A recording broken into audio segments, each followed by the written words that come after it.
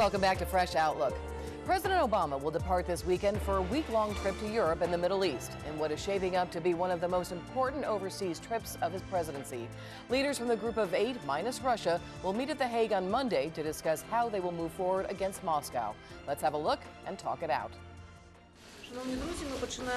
As tensions reach a feverish pitch over the Russian incursion in Crimea, the UN is calling for restraint. His government and Ukrainian government should resolve this issue peacefully through dialogue before it can develop into an uncontrollable situation. In a well-timed diplomatic maneuver, Ukraine's interim prime minister has signed a political association agreement with the EU. I strongly believe, and the EU will speak in one single and strong voice. Russia decided to revise the results of the Second World War. This is the truth. He has hailed the economic sanctions imposed on Moscow by the EU and the US. The best way to contain Russia is to impose real economic leverage over them. They are selling gas and oil. Then they take euros, dollars, and buy armaments and invade an independent country. This is the wrong business. Meanwhile, there is a call for the demilitarization of Crimea. Friday is the deadline for Ukrainian troops to leave Crimea, join the Russian military, or demobilize. The European Union imposed a new set of sanctions on Friday. There are now 33 Russians and Ukrainians on the list. But is this enough? To talk it all out, we have Dr. Allan Topol from our D.C. studios, Dee Dee Benkie, Mustafa Tabanli, Paul Oster, and Dr. Bart Rossi via Skype in Florida. We welcome all of you and thank you for being here. We're going to start off, and my question this week, as of course we were talking about President Obama, this is going to be probably the most important trip overseas during his presidency. Has the United States and the EU underestimated nationalism that Putin has used throughout his career? Dee Dee? Look, I mean, many Americans, including Mitt Romney back in the day, says, look, you better watch out what's going to happen here. You better watch Crimea. He was exactly right. So some people got it, but others, I think, have underestimated him. They don't see what Putin's all about. I mean, he's a megalomaniac. I mean, this is a guy. Even he has been telling us that he wants the Soviet Union back. But I think a lot of people, they have not listened. So yes, to your question, I think that people have underestimated him and what he wanted to do. And I want to go down to Washington, D.C., where Allan Topol is. And Allan, about 3 weeks ago, when you were on the show, we talked about, you said, what do we do if Putin moves troops into Crimea? What does the U.S. do? Now the question is, what if he's looking elsewhere, to Ukraine or Moldova or the Baltics? What happens then? I think you're absolutely right. I did say that, and Dee Dee agreed with me that they were going to move troops in, and a couple other people disagreed. Right. I think his next move, Dee Dee's absolutely right. We've underestimated him consistently. We're still underestimating him. He is going to make a move for the eastern Ukraine. I think there is probably no question about it. The only question is when and how we will do it. So far, our sanctions and so forth are not sufficiently that they're going to stop him. It's going to happen, and we better decide when Obama's over in Europe what's going to be our response. Are we going to participate militarily? Are we going to back down? But that other shoe is going to drop. I think there's almost no question about it. They've already worked up the rationale. They're Russian-speaking people, and they want to recreate the Soviet Union. That's what Putin wants to do. Well, we certainly want to talk about what steps will be taken to contain Russian expansion.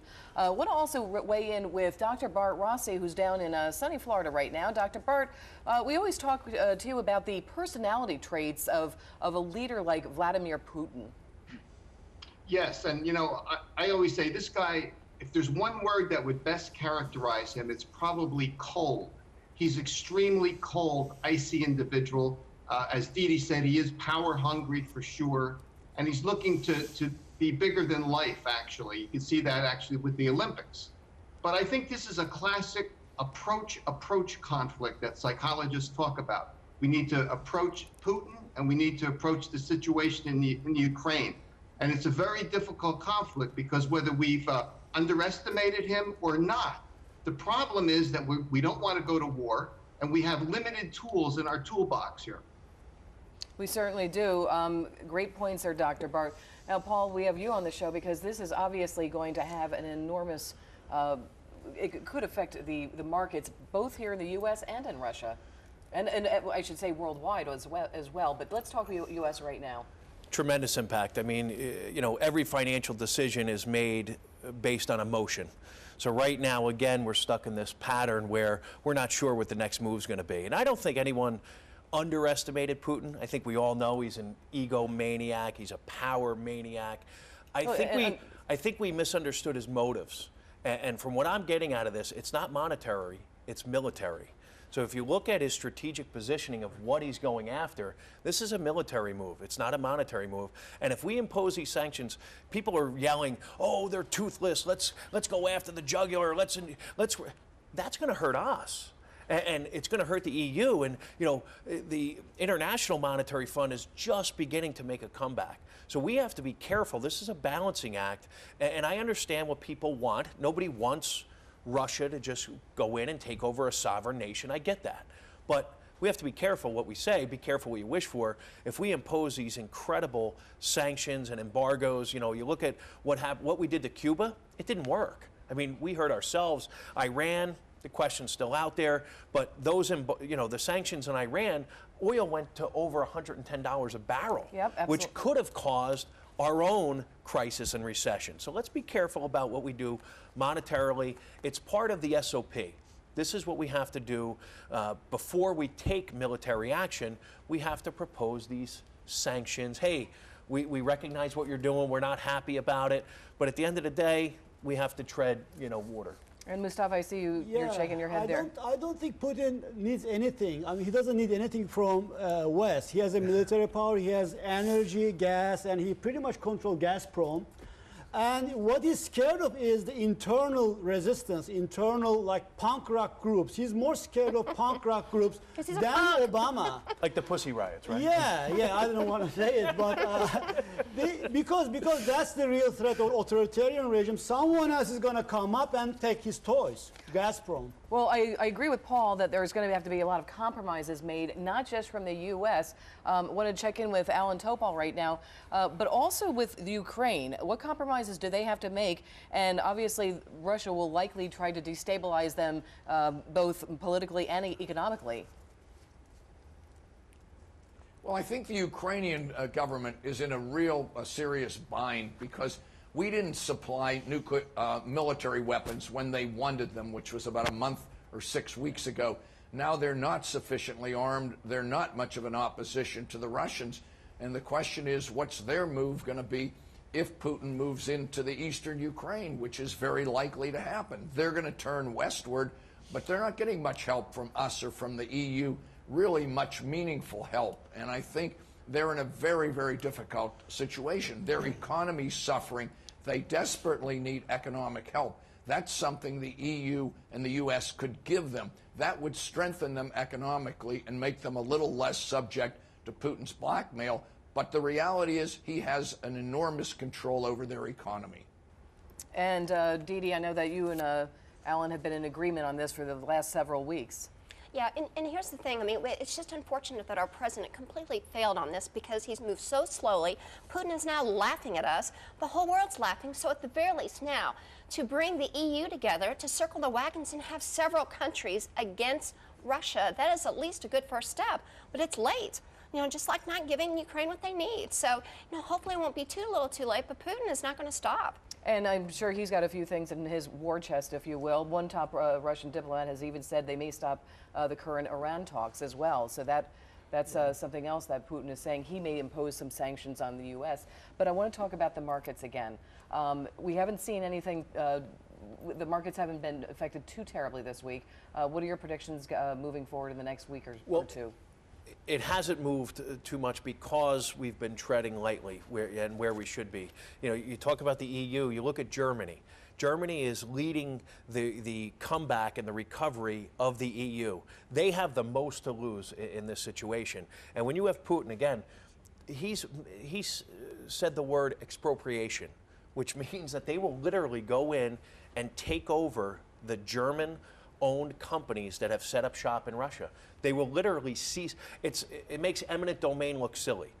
They are going in and taking over the companies and saying, thanks for setting up business here, thanks for all your money, but we now own this private entity. He does it with military. He doesn't play. No, he does it with military, and it's done. Expropriation, it's that's yeah, right. That's terrible. It's a huge thing, and he said the word. So now that he said the word, now you have German companies, and some of the bigger players are saying, we're okay. It's not. Yeah. We don't want to face the horror scenarios yet, Right, but they're preparing for it. And believe me. Well, and also, let's not forget that Germany is the most reliant European country on Russian oil. Well, all of the EU. I Yeah, mean, you eat 25%.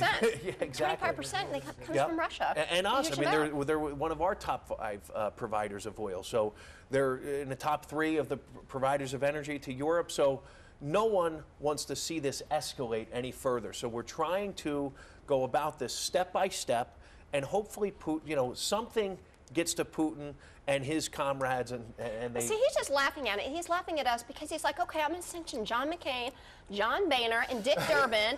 And we're like, really? Give me a break. And then McCain comes back and says, oh, I guess I'm going to cancel that vacation in Siberia.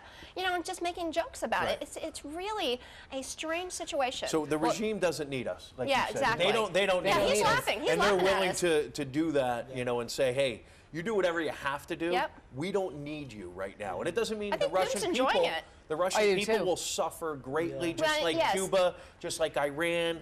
But the regime itself, sanctions only work when you're talking about a modest proposal.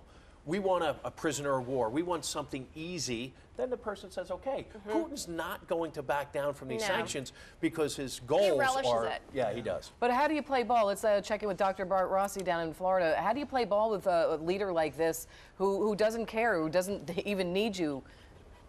Well, you used the word before me, a compromise. And I think that we in America need to compromise a little bit with ourselves, too. Power sometimes does prevail. And unless we're going to be the police force of the world, we have to get off of this idea that we're going to prevail all the time. And I do not think that the president has failed. I think it's a conflict situation that is extremely difficult.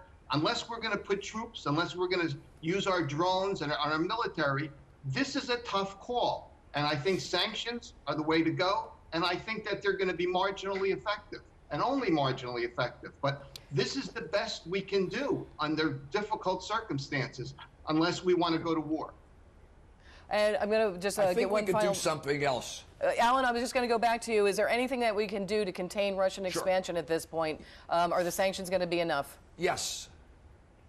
Yes, I think there's one other thing we can do. We cut off a program to supply Poland and Czechoslovakia with defensive missiles. We cut that off because Putin didn't like it. We can reinstate that program aggressively. I think that's something that Putin would feel. It doesn't help the Ukraine, but it means, hey, we're drawing a line. We're going to let those people arm themselves against Russia. That would be an important step that we could take that doesn't cost putting troops on the ground. Well, our panel is all saying that's a great point. Alan, thank you very much. Stay here, everybody, and keep it here to Fresh Outlook. When we continue our discussions from Europe, we will travel to Turkey, where the Prime Minister turned off Twitter this week and turned up the protests against new bans on freedoms.